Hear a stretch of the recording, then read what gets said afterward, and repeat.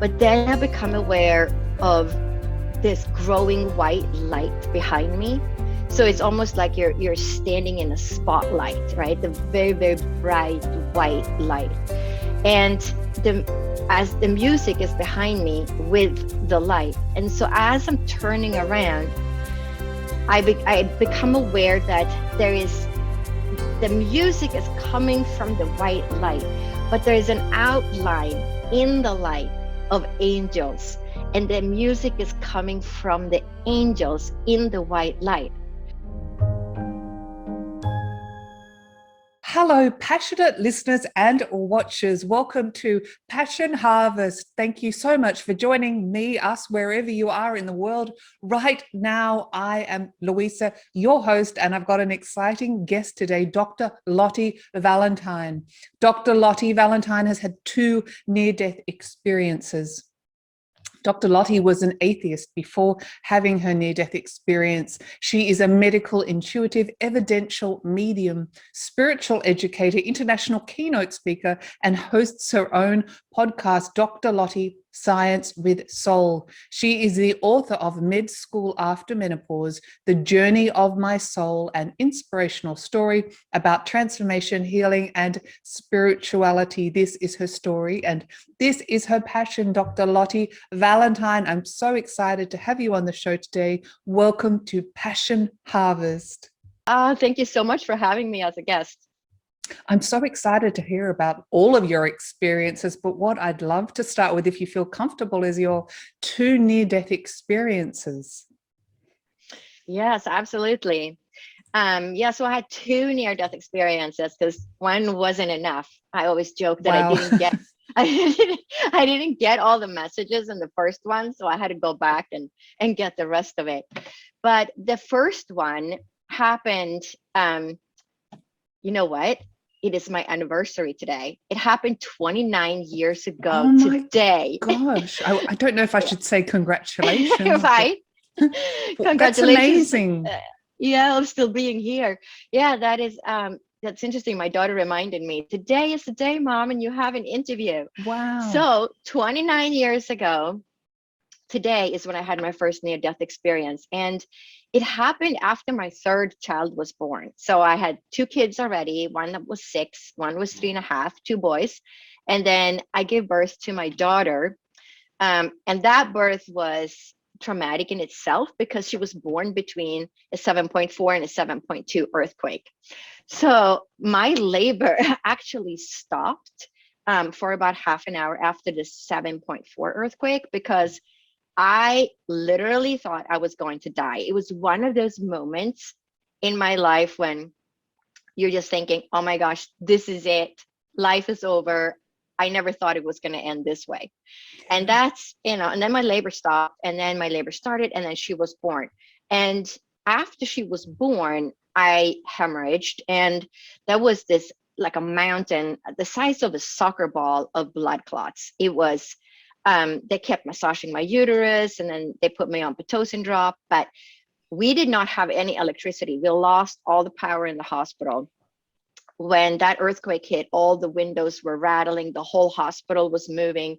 And in the hospital, they have these metal trays with all their equipment on it, little metal tongs, and everything was just levitating on these trays. And people were, the nurses and midwives, my husband, everybody was leaning over and holding on to me so I wouldn't fly off the table. So this went on, during my labor, and then I hemorrhaged a mountain of blood clots. Then they put me on Pitocin drop, and then after 24 hours, they said, oh, everything looks great, and they sent me on my way. And then about 10 days after her birth, so July 8th, my friends were having a baby shower for me in the park, and I went to use the restroom, and a blood clot the size of a baby's head came out of me and fell into the toilet. And it's when I looked into that toilet, and it's, you're just so panicked and nauseated knowing that that's what came out of you. And I knew something was really, really wrong at this point. And I had a lot of pain, and I kept wondering why I had so much pain. And it felt like somebody had a fist inside me and was pushing down on the vaginal area. And, thinking like, well, I was a big baby. She was born on her due date, but there were no really complications except that I had hemorrhaged after birth. And I told my friends and I said, I have to go. Something is bad is happening. So I went home. My parents were visiting from Sweden, helping to take care of the kids. And my husband came home and we went to the ER. And of course, when I get there, it's just a trickle of blood. And I tell them I had this big blood clot come out. And they do a manual examination and they say, well, there isn't much coming out right now. And kept me for observation for maybe 2 hours. And then said, well, not much is coming out now. It could have been a second lining that came out. And they sent me on my way. And then the next day, same thing happened. A huge blood clot came out, and using the toilet at home. And we called the hospital. And I said, well, why should we go back? Because now the bleeding stopped. They're not going to do anything. And it was pretty late at night. It was like 9:30 or 10. And I said, that's it. We'll just see the doctor tomorrow morning. And the people on the phone with my husband set up an appointment to see the doctor in Huntington Beach, California, which is where we lived at the time, the next morning. So the next morning I go to the doctor, I see him, he does a manual examination, and he says, well, not much bleeding is going on right now. And I tell him, look, I've bled twice, these huge blood clots. And he sends me on my way. No lab work, no ultrasound, nothing to see, is there an infection? Why is this woman bleeding? And this was in 1992. So, things were just different back then too. And then that evening, again, I went to use the restroom and another large blood clot comes out. So I tell my husband and my parents, and we decide, well, something is really wrong. So let's go back to the hospital. So we go back to the ER. They come in, they do a manual examination. They say, well, not much blood is coming out now. Gosh. So they keep me for observation and they close the door thinking, this woman is probably just exaggerating or whatever, because I looked really healthy. I was in my 30s. We lived in Huntington Beach, California. It is June, it's summertime, I'm tan. I look like I am, very healthy, and I was a very healthy person. We ate very healthy. I had just studied nutrition. So I looked like the picture of health. And they leave me in the room and they close the door, and I don't have a bell to ring. I'm just lying there. And then I start bleeding again. So another large blood clot comes out. So now this is the fourth time I'm having this huge blood clot come out. And to me, lying in the ER, all I can think of is, great, finally I'm bleeding. They're going to finally figure out that something is wrong with me. So I'm just lying there, not thinking, that something bad could happen. And at some point, a nurse just decides to check on me, and she opens the door and she sees that I'm lying in a pool of blood, like all the papers on the table, that I'm lying on is all covered in blood. And her face, when she opened the door and her jaw dropped, and that sheer panic look on her face. And then I hear the call on the loudspeaker, OBGYN, stat to the ER, OBGYN, stat. And I'm just thinking, great, they figured out something is wrong with me. So I'm just lying there. And finally, an older gentleman came in. He was probably in his mid-50s. So of course, I'm in my 30s, so he looks old to me. Not that old. Right. And he has this younger physician, behind him, which is probably the resident physician. And I'm just thinking, great, they finally sent somebody that's older. He'll definitely know what to do with me. And of course, he is the doctor that ended up saving my life. So again, they started with a manual examination. Let's see what's going on. And he asked me, how much have you been bleeding? And he looks, the nurse had cleaned up the papers, and he just sees this massive amount of bloody papers in the wastebasket. And they start with a manual examination. And as they're doing the examination, another large blood clot comes out. So now this is the fifth time in 3 days. And right after that blood clot came out, I started feeling really, really faint. And I tried to sit up to tell him, and all I could say was, I don't feel too good. And I mean, he knew right away what was going on because I told him I'd been hemorrhaging for 3 days. So he just pushed me down onto the bed. And then the room filled with, staff and nurses and who knows, all these different people. And so they're tipping my bed. So my head keeps going down and my feet goes up to, pull the little blood that I had left into my vital organs, my heart, my head, right? Try and keep me alive. And I have a nurse on my left side that's trying to place an IV, because back then they didn't place IVs.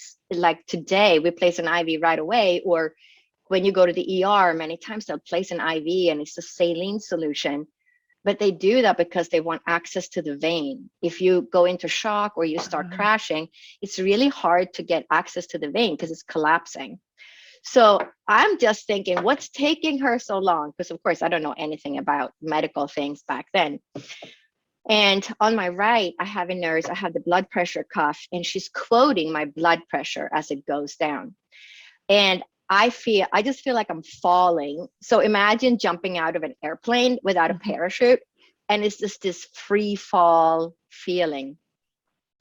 And I'm thinking today that it's probably my blood pressure falling, that's because it creates that feeling of just sinking. And as the blood pressure goes down, she's quoting it, and then she sort of yells out, 50/15, hurry.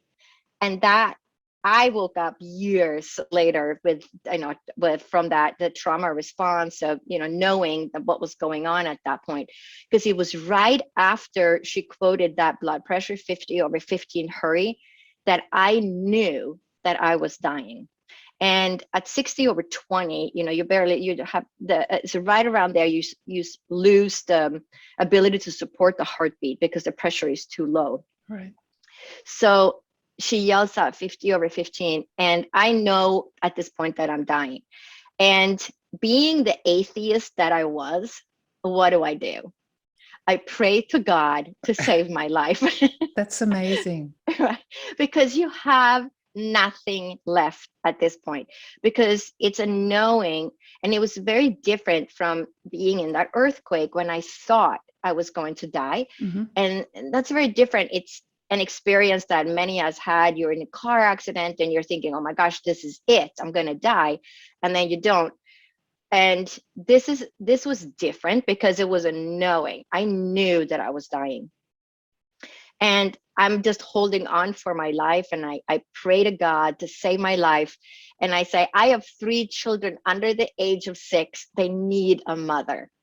And it was shortly after that. And I'm just holding on. Imagine hanging off a cliff with just your nails. It was that. And then it's just gonna slip, and that's it. And it was shortly after that I just got sucked out of my body. So one split second, I'm inside my body, and the next second, I'm outside. And people have asked me, do you know where you entered and exited? I have no idea, because for one second you're here, and the next second you're outside. And I never turned around or saw myself. At least I have no memories of that. It was more just a feeling of being a few feet above my body. But being outside my body, the first thought I had was, how can I be outside my body and still be me? Yeah. How does this work? Because I was a complete atheist. I did not believe in anything, surviving life or life after death or angels or mediums or God, nothing. You thought once you're dead, that's it. That's it. It's dark, you're gone. So I'm surprised to find myself, well and alive outside my body. But once outside the body, there was also a feeling of this unconditional love and peace, but also a knowing that there was no time on the other side, that you have access to past, present, and future information all at the same time. And I was probably not outside for very long. And then all of a sudden I get sucked back in. And the feeling of a giant vacuum hose just like sucking you back in. It's almost like the movie Santa Claus with Tim Allen when he goes through the chimney to deliver presents. Is that you just got sucked back in. So 1 second I'm outside, the next second I'm back inside, and it's just, it happens faster than you can describe, because it is in a split second that release happens, and it's just 1 second you're here, the next second you're back. And after that, they kept me in the hospital, of course, and the clairvoyance. So after this experience, already I started to become clairvoyant, clairaudient, and clairsentient, and we'll talk more about that later. Oh, I love but that. Yeah, but then the next day I was in the hospital, and I was really confused about what had happened, because I didn't believe in any of this, and I struggled, for years. That must just be my brain. It was just a loss of oxygen in my brain. My brain made all this up, and I really did not know what to make out of it. And then my sister-in-law had just passed away 10 days earlier. And for some reason, I'm lying in this hospital bed, all hooked up to, blood pressure cuffs and monitors. And I know that my sister-in-law is in the left corner in the ceiling, and I can hear her, and she says, "You will be okay." And so now I'm thinking I'm even more crazy, right? So and then the nurse, the next morning, the day after that, the nurse comes in and she said, "Oh, did anything unusual happen to you, in the ER?" And I just said, "Nope, no, nothing," because I was so afraid of saying anything unusual, because I figured they would lock me up in the mental ward in the hospital. Gosh. Because Yeah. right, because I was scared myself, because I didn't believe in any of these things, and it was difficult for me to make sense out of it. So then what happened is that I was really, really sick, and it took me a good 6 months. It was like a week before Christmas, and my daughter was born in like today. Well, I had my NDE July 10th, 1992. So it took me until a week before Christmas until I was strong enough to go to the grocery store, and get a gallon of milk with, 3 kids in with me. And then we all got pneumonia. My husband, we didn't have any medical insurance for that entire year, because my husband's company got bought, and he had every 3 months he would get a better job, and he was trying to get his salary back, because he was, in a regional type of position. And he kept saying, "Maybe I should just stay, we'll get medical insurance." And I would just say, no, just get the next job. I'm going to be fine. I'm getting better. It's slow, but it's still going in the right direction. And then that spring I started bruising. First I got pneumonia. We all got pneumonia over Christmas, and we went to a walk-in clinic, and we all got antibiotics, and everybody got better except for me. And on my 8th day of antibiotics, I was so sick. I went back to the walk-in clinic, and they said, "Wow, why are you sicker now? You had an ear infection and pneumonia." And they took my blood, and they came back in the room, and they said, "Do you have leukemia or AIDS? Because you basically have no immune system." Gosh. And they said, "You have to go to the ER, you're too sick." And I said, no, I'm not going to the ER. I was still traumatized, and we didn't have medical insurance. So I said, well, I'm going to, give it some time. And they called me the next day from this clinic, and they said, "How are you doing?" And I said, "It's getting better. I'm better than yesterday." And because they said, if you get any worse, you have to go to the ER, because you can die. You're that sick. And then I started bruising, and then I got like big bruises. So I bumped into the baby's changing table, and something that would give you a tiny little bruise, like, a coin, gave me a bruise that was this big, and it spanned my entire hip area on the side. And it was, red and purple. And now it's May. So my daughter is 11 months after she was born. And I drive myself to the doctor. I put the kids in the car because my husband was at work. And the doctor he said, "What's going on?" And he thought my husband was abusing me because I had this big bruise. So he starts taking the shirt off my kids, looking at my boys. And of course, he doesn't find any bruises. And I tell him, I said, look, I'm telling you the truth. This is what happened to me. And we're getting insurance in July. And he said, you have to get lab work. You're so sick and, you can die and something is terribly wrong. And I said, I know, no kidding, right? I have a big bruise from just doing nothing. And he gave me lab work and he gave me all different medication. And needless to say, I didn't do my lab work because obviously I knew something was wrong with my blood because you don't bruise like that. But if I had gotten the lab work, I would have had a pre-existing condition, which means I would not have gotten insurance in July. Right. And I'm only about a month and a half away from getting insurance after a whole year of no insurance. So again, I managed to recover. And so this went on. And then 2 years later, so this whole thing ended up being a bone marrow suppression, and where your platelets are suppressed, your immune system, your white blood cells are suppressed, and you're just not making enough blood cells of any kind. And so you get sick easily because you don't have an immune system, you bruise easily. So just me, if I put my knee on the floor, I would get a bruise covering my knee just from helping my kids tie their shoes. So this went on. It took about 6 years to really get over that. But especially the first 2 or 3 years, I was constantly struggling of feeling like I was going to pass out. I could not go through a grocery store without having to sit down and put my head down to get blood in my head. And people would come up to me in the grocery store and say, you look so white. Are you going to pass out? Are you okay? And I'm thinking to myself, oh, I got another 2 minutes before I have to sit down, because that was my existence. Gosh. And also, like, coming back into my body, it was as if my soul never merged back in with my body. And I don't know if it was, as I call it, the soul merging problem, like the soul did not attach itself back normally, or if it was because I was so sick. But what was going on was that I was constantly separating.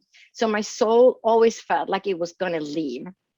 So I was always like, this happened several times a day. And it was just part of my normal existence to sort of hold on to that soul and keep pulling it back in.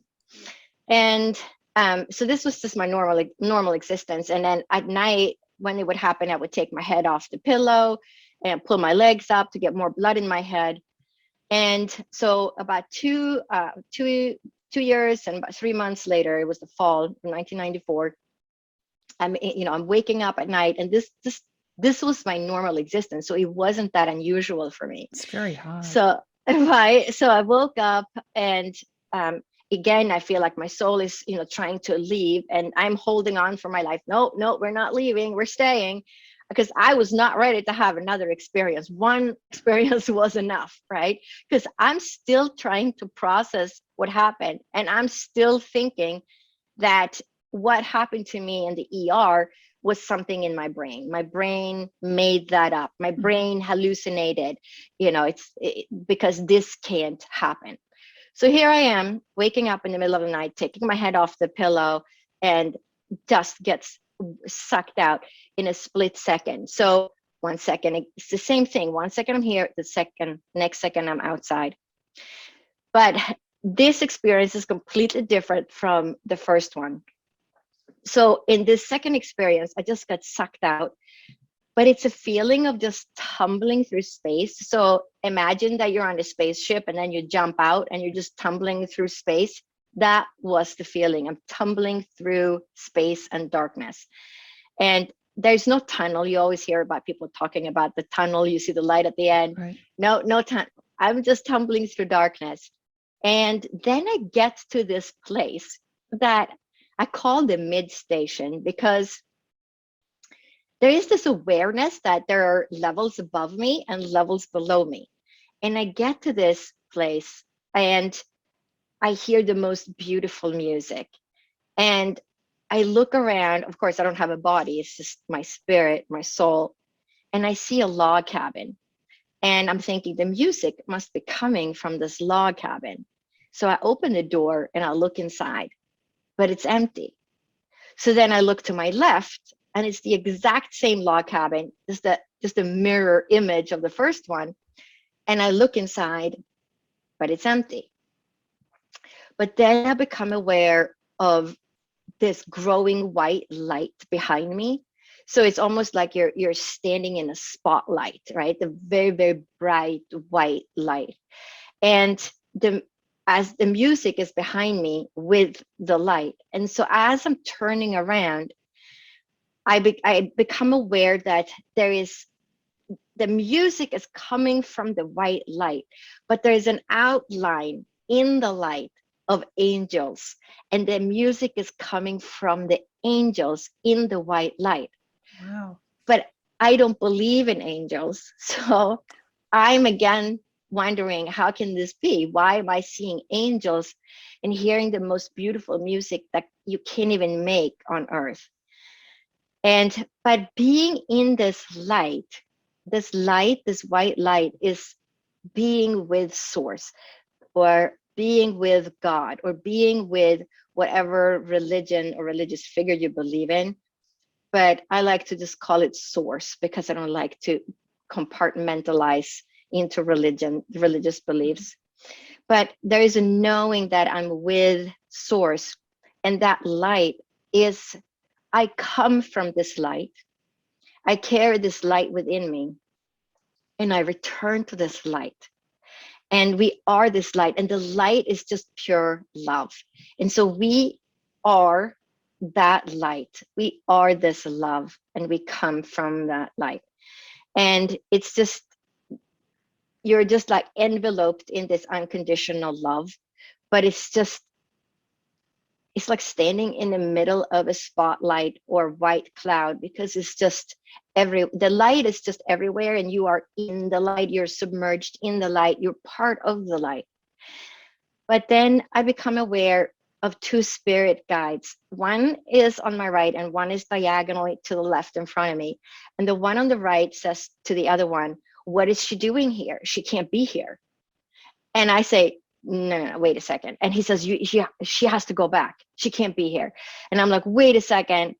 How does this work? How can I be here? How can I still be me and be here? But then the spirit guide on diagonally to the left says, well, if I told you, you wouldn't remember, but you will remember this. And it is as if they can control what we get to remember, right? And so then it's like I'm standing on the moon, and I'm looking down on Earth. So I'm like standing out in space, right? Looking down. But around the Earth, there is this silvery, glittery fishnet, as I call it, because I grew up in Sweden, in northern Scandinavia and Europe. And my grandmother would lay nets in the ocean to catch fish for the family to eat. And I would be the little kid that's rowing the boat. And when she lifted these nets out of the ocean in the early morning sun, because it's early in the morning when you pull the nets, when the sun hit the fishnet, the water droplets on the fishnet would sparkle. And so this is the best description I had. This is 1994, that is what I'm seeing, a glittery fishnet around the Earth. Now that we have the internet and you can Google these things, now it's referred to as the grid. So that is what I'm seeing around the Earth. But then the spirit guide tells me that everything on Earth is connected to each other, but everything on Earth is connected up to the grid. And with that message, I got sent back. And, my whole life since then, since 2004, is really about this. And it's this second experience that really transformed my path, my life path. Why am I here? What am I doing? Right. And so that's why I always joke, it is as if that first experience, I didn't get to have a full experience. They were too quick to save my life. So we had to do it again. So they had to make me sick for a while, and then I had to go back and learn some more, because it's this experience that really propelled me to do what I'm doing today. And then after that, I started getting, clairvoyant, clairaudient, clairsentient, and claircognizant. And that was, something that happened over several years, over a period of 12 years, that this just transformed my life. I'm going to give you a pause in case you have any Wow. questions. I do have questions. Wow. Well, first of all, thank you so much for sharing that. And it's so hard to put into words, but you did a Yeah. fantastic job. I've got lots of questions. Can I just ask you a question about the Yes. first experience? Mm-hmm. You talked about coming out of your body, and the concept of no time, past, present, and future was all there. Did you see any events in the future? No, I didn't. And it was just an awareness that there was no time on the other side.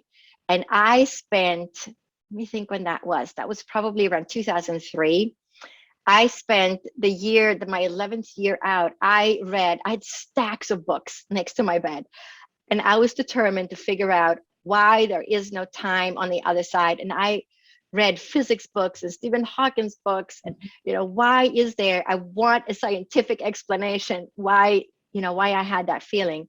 Now I know a lot of other people, now that we have the internet and we can really communicate these experiences, through podcasts and sharing all of our experience on the internet. And now I realize that so many people have had very similar experiences. But I didn't see any future events or past events. It was just a knowing that that's how it was. Fantastic. So on to the incredible second experience. Oh my gosh, I don't know where to start. Well, first of all, do you have medical insurance? Now I do. Oh, thank God.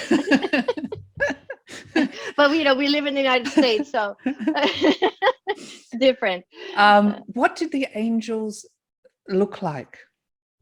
So it's in the light, that was just an outline. So like a traditional outline of an angel, right? Mm-hmm. Wings and a big gown and a long hair, but I did not see a specific, wouldn't be able to draw it. It would be like an outline of an angel, just mm-hmm. a contour of the angels. But the interesting part is that I didn't believe in any of it. Why do you see these things when you don't?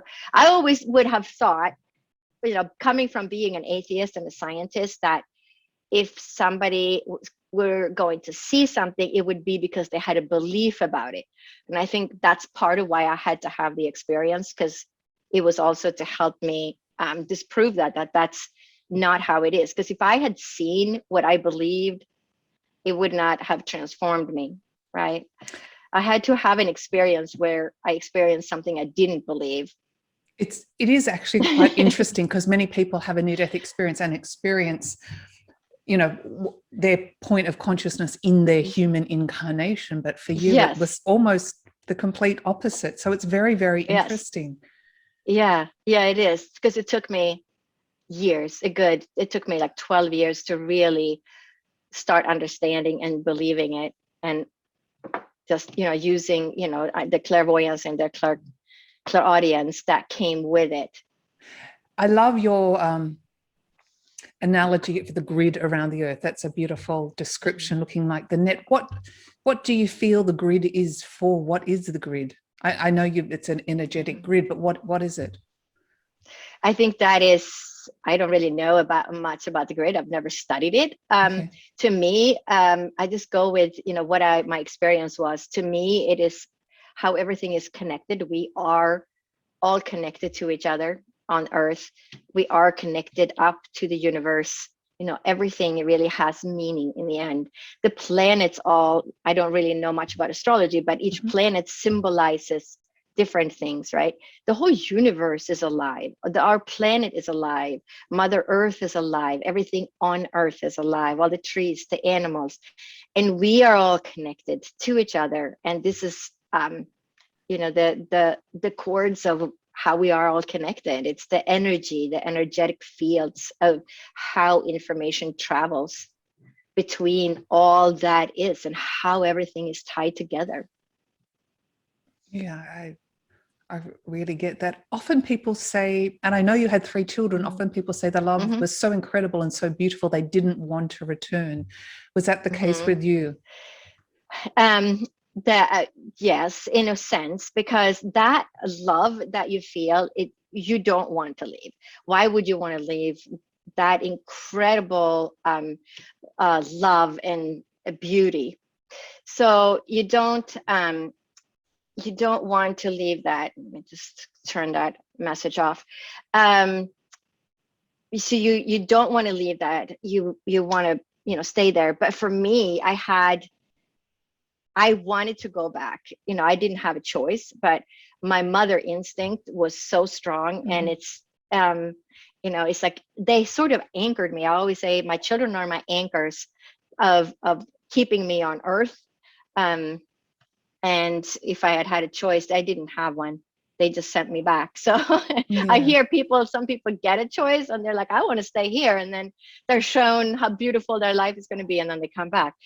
But that I did not get that choice. So, but it is something every day, my whole life, I still think about the beauty of that light. And of course, there's no fear of dying, because I know that will be my experience when I'm done with my life here. Yeah, it's also interesting, people that have had near-death experiences, the clarity of that experience never fades, even after many, many, many years. It's so clear in your mind's eye, or the it's like feeling it in happened. your heart. It's like it happened, yesterday, that feeling. But then I got, clairvoyant and clairaudient, and all my watches stopped, and it was, had all this electrical interference. So that first year, I put my watch on. That was probably 3 or 4 months out, and my watch stopped within 5 days. Then it took me 9 months before I was strong enough to even go into a store and buy a new watch. And I wore it for 5 days and it stopped. I returned it. I got another one, wore it for 5 days and it stopped. Returned it. And then the third time I was so embarrassed, and I got a different watch, because they kept saying, oh, we haven't gotten any other watches returned. And I got another watch. And then again, that stopped in 5 days. And I told my friend, and she said, it's not the watches, it's you. So then I realized, that I was the one causing the watches to stop. And then I walked by the television and it turned on. And I thought my children must have the TV clicker, but it was on the table, so they didn't have it. Then I thought maybe one of my neighbors were watching TV, and if they had the same TV, they had aimed the clicker so that it somehow came through my window. It could have turned my TV on. And this is a year after my first near-death experience. I went to ring all my neighbors' doorbells to ask if anybody was watching TV. They were either not home or they were not watching TV. Then I came back inside, walked by the television, and it turned back on again. And that really spooked me, because it made me feel afraid. Like, why is this happening? Why are watches stopping? Why is this television turning on? And I thought maybe my grandmother is here in spirit, and she's, playing a prank on me. But these were just things that happened. And it took 12 years for my watch to tick 1 year. So after 1 year, my watch ticked about a month. After 2 years, it would tick 2 months. After 3 years, it would tick 3 months. And when my daughter was about 3, I had 16 or 17 watches. And I would only buy watches that had a second hand on it, because it was the only way I could tell if it was working. And sometimes the watches would start working if they had been in my drawer for a while. And so I could wear it for a few days, and then it would stop, and then I'd put it in a drawer, pick another one. So that was my life. And then at 12 years, my watch ticked for a whole year, and I said, this is it. I'm healed. And then I just stopped wearing watches for a while. So I didn't want, How interesting. So I'd love to also talk about how your life fundamentally changed, but the gifts that you came back with from, or that you remembered from your near-death experience. Yeah. So the biggest thing, I think, was that I became clairvoyant, clairaudient, and clairsentient, and I started seeing things before they would happen. I would get messages about relatives being sick, or people were going to die. And there's this one great story that I love to tell. One morning when I woke up, I had 3 images. And the first image was a black scratch on our van door. We had a van at the time. My kids were about 9, 12, and 14 at the time. And there's a black scratch on the van door. And then the next image, like I see 2 kids in my car, and I know it's my middle child and my youngest child. And then the third image, I'm leaving a note on the windshield of a black sedan car. And I'm thinking, like, why am I leaving a note? Where is the driver that hit me? Or if they got injured, there would be police there or an ambulance. I couldn't make sense out of why I was leaving a note on the windshield. So I tell my 2 kids, I say, this is what I saw. So where could this accident happen? And we figured out which intersection. And we were living in a suburb of San Francisco at the time. And my kids were going to school in San Francisco. And I was driving them into the city every day. So after we crossed the bridge going into the city, we get off the freeway, and then we come down to a traffic light and we turn left. That is the only street where we have oncoming traffic. So that is the only place that anybody could hit us on the right-hand side of the car. So for 10 days, every time we get to this intersection, my kids' noses are pressed up against the window, looking at, saying, okay, Mom, coast is clear, no cars. And this goes on for like 10 days. And we're just, worried, is this going to happen? And then we are in the bookstore in our little town in East Bay, San Francisco, Walnut Creek. And coming out of the garage, I'm trying to turn onto this tiny little street. And there's a big truck. He's offloading, boxes of books for the bookstore. People are trying to come into the parking lot. So it's really narrow. And as I'm turning onto the street, the right side of my car scrapes the parked car. That is a black sedan. So as this is happening, I know, I'm just like, this is it. This is the scratch. So I get out of my car, I walk around, and I see the exact black scratch on the door. And here I am, and I'm just laughing. People must have thought I was crazy, because I'm just laughing. I'm just so happy it's over. Oh, Right? and everyone was safe. Right, everyone is safe. And so here I am, I'm leaving a note on the windshield of the black sedan car saying, I'm really sorry I scraped your car. Here's my, phone number. But it's just such a classic story. And of course, nobody was injured, or, because the car was parked. So there was lots of things like that that would happen. And it would be more and more and more of these types of messages, or seeing things, hearing things over the next, well, it's kind of a constant evolution of spirituality and mediumship and psychic. I'm still developing as I'm, today, which even though it's 29 years later, but it became just more and more over time. And also the process of trusting your guidance and intuition, and exploring and expressing your near-death experience, that's part of the process as well. Not pushing it away or thinking you're weird and crazy. Yes, it took time, but it was what I learned is whenever I get a message, it's always true, and you can't change it. I was told when my father was going to pass away, and he had a stroke, and he was 82 at the time. My father was a physician, and he was in great health, and he had a stroke. And my brother, who is a surgeon, called me, one of my brothers, and he said, Dad had a stroke, but everything is good. Like, he's in the hospital, everything looks great. He's lost his ability to speak, but other than that, things are great. And I said, well, I'm coming over with the kids, because you don't know what's going to happen, right? So we're in this bookstore. This bookstore just keeps coming back. Yeah. And we're buying books for the kids to listen on the airplane. And it's like a Friday afternoon. We're flying there on a Monday, getting there on a Tuesday. And on Friday, they told me that, Dad's doing great. They've moved him to the rehab floor, and they're going to be working on getting his speech back. But other than that, everything's great. I said, okay, great. And then I didn't hear anything from them. That was the last thing I heard. And that Friday, I started seeing his coffin, and I kept telling my husband, I see his coffin. I see it it looks like this. I see it from an angle. And it was a funny angle, because it was from above and from the right, like looking down on the coffin. Usually, like any funeral that I had ever been to, the coffin is either facing you, vertically or horizontally. not on an angle from slightly above on the right, kind of like you're seeing it from above and down. But that's how I saw it. And I kept telling my husband, and it's, it's got these flowers on it, and I know he's going to die. And my husband just kept saying, you're just worried. He's doing fine. They moved him into rehab. Like, stop worrying. And I just kept praying for him that whole weekend, and please be okay.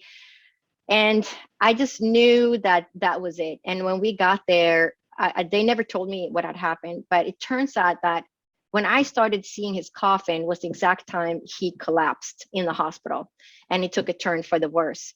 And by the time we got there, it's not like Tuesday morning, because it's the 24-hour trip from California. Just the flight is, 11, 12 hours. Yeah. And I got there an hour before he passed away. And then when then of course I had to change my ticket going back, and we had his funeral. And his funeral, where they held it, wasn't a place. It was a round chapel, and the benches were on a tier. And as I walked in, I knew I could see why I would have seen the coffin from an angle from the right, but I didn't want to go sit in that spot myself. So I asked the person who was seating people, I said, I'm the daughter, where should I sit? And he took me to my spot, which was the exact spot with the exact angle of slightly from the right and above that I had seen that coffin. So, you can't, what I've learned is that you can't change things if that is something that has, if that is the time that person is done with being here, that's the time. You can't always change things, even if you would like to. Sometimes that's just how it is. So it's our timestamp. Yeah. So obviously, I feel, up to you, but the near-death experience in some ways opened up your ability to connect with various levels of consciousness in some way. Mm-hmm. My question with all your premonitions is, do you think the future's already happened, is it already set? Or are you seeing the most likely probable energies of the occurrence? Yeah, it's a tricky question, right? Because we have free will. Did they determine, is it already determined what I'm going to eat for dinner? I don't think so. Okay. Is it determined what I'm going to do tomorrow? I don't think so. I think that, I think there's certain events in our life that we are going to experience. I think there can be more than one path to having that experience. For example, you are to experience being married and having children in this lifetime. Well, you have a choice. There's these 3 people that you could marry, and that's your free choice. But you're going to have that experience. You're going to get married to someone, and then you determine which life play you're going to play out. You know what I'm saying? Yeah. And then there's certain experiences that come from certain events. I have my sticky note analogy that I like to use. Like, imagine if you were up, now this is a pink, yellow sticky note. Usually sticky notes are yellow. Right? I love sticky notes, by the way. Right? I put them everywhere. They're the best. So imagine that you were in the spirit world before you incarnated, mm-hmm. and you had this little sticky note pad. And on this sticky note pad, you wrote down all the different things that you were going to experience in this next lifetime. And I think a lot of these things are obstacles, because we learn from overcoming our obstacles, and that provides a lot of growth for our soul when we go through, something that's more difficult, and then we come out on the other side. But think of it as you had this sticky notepad, you wrote down all the different experiences you wanted to have and obstacles, and then you put them all in your little backpack, and you put your wings on, and you're flying down to earth, and you're incarnating. Now you've forgotten all about the sticky notes that you packed in your backpack. But as you're going through life and you're coming to a problem, think of it as, okay, I pulled out one of these sticky notes, and this is now my problem. And you're trying to overcome that problem. And once you overcome it, that's it. Like, you throw away the sticky note. But sometimes you get in a loop, right? And that problem keeps coming back. So let's say you marry someone and that relationship didn't work out, and you remarry, you find somebody else and you marry that person, but it's the exact same type of relationship. So that sticky note, it's still with you, right? You thought you threw it out, but then you have the same problem with the next person. So it's not until you change your perspective of that situation and you resolve that problem, and then you move on, and maybe your third marriage or fourth marriage, you finally figure out that all those other people were of that same mold. And it was for you to come to some realization about yourself and why you were attracted to that. And that could be ancestral too. And that loop, it's like an energy loop. So that energy, you keep providing fuel for that energy, and you're stuck in that energy loop, kind of like being in a hamster wheel. And it's not until you change that perspective of that problem and situation that you can get rid of that sticky note and then move on. So for each sticky note that you resolve during your life, your backpack gets lighter and lighter and lighter. And maybe, let's say we incarnated with 20 sticky notes, and maybe they said, okay, when you're done with all the sticky notes, you might be 40 or you might be 95. That's when you're done with your life. So I'm saying, so it doesn't necessarily have to be, when you're 74 years old and 3 days and 14 minutes and 3 seconds, that's it. That's your time. It might just be, something we incarnated for, and to have certain experiences to let our soul grow in this life. And it could be, depending on that journey and what that journey looks like, because we do have free will, right? So for you to have all those experiences could be, a long period of time, or it could be a shorter period of time. I love the post-it or the sticky note analogy. Yes, recycling experience as an opportunity for growth. Unfortunately, not everyone does that. And they seem to get stuck in the hamster wheel of unhappiness and keeping on that similar vibration. Oh my gosh, have we got time? I wanted to talk about some of the incredible things you're doing as a medical intuitive, and I know you also work with an ancestral healing. Do you mind just discussing that a little bit for the audience? Yeah, so it started out, the ancestral healing is very interesting to me, because I started seeing things when I was working, doing readings for people, just mediumship readings, and seeing how patterns would repeat, talking to the spirit world and talking to the client, and seeing, maybe abuse in the family being repeated, down through the generations. And that's how I kind of got into the ancestral healing. And then I studied ancestral healing with Mark Wallin, who wrote the book, It Didn't Start With You. And I studied with him for a couple of months, and we had to work. There was, I think, so many doctors and counselors, and we had to do homework every week and resolve, each other's problems. But what's fascinating with the ancestral part is that now we know that we actually pass trauma via DNA. So we can prove there are several genes. I know the FKBP5 gene is one of them, where we can see if the grandfather had a trauma that it can express in the grandchildren, right? So it passes down. They know at least 3 generations that DNA can transfer, and probably longer. But it's fascinating because we inherit trauma through DNA, but also from that grid or that fishnet, right? Because we are energetically connected to our ancestors, and also from being around our parents. We grow up with our parents, and then we take on problems and things that we see in our own families.